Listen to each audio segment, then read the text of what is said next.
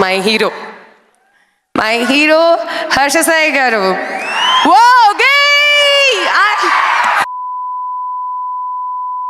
Hello all.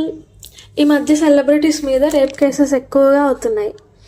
కొత్తగా famous YouTuber Harsha Sai మీద మిత్ర శర్మ అనే ప్రొడ్యూసర్ కేసు పెట్టింది. అసలు ఈ కేసు ఏంటంటే, హర్ష సాయి అండ్ తన ఫాదర్ తన దగ్గర 2 కోట్లు తీసుకున్నారని, తర్వాత పెళ్లి చేసుకుంటా అని మోసం చేశారని ఆమె నిన్న నైట్ నార్సింగి పోలీస్ స్టేషన్లో కంప్లైంట్ ఇచ్చింది. మిత్ర శర్మ ఎవరో కాదు, హర్ష సాయి తీస్తున్న మెగా సినిమా ప్రొడ్యూసర్ అండ్ తెలుగులో వచ్చిన బిగ్ బాస్ ఓటీటీలో కంటెస్టెంట్ కూడా.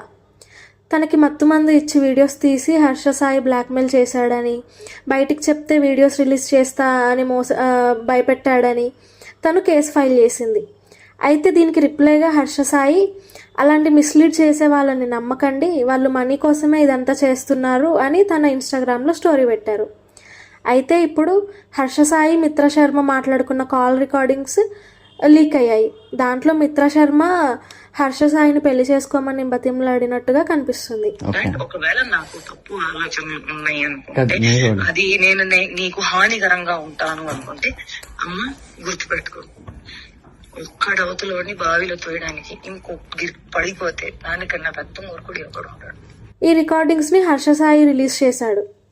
హర్ష సాయి లాయర్ చిరంజీవి గారు మాత్రం ఇవన్నీ అబద్ధపు కట్టుకథలు అని చెప్తున్నారు. చూడాలి ఇంకా ఈ విషయం చివరికి ఏమవుతుందో.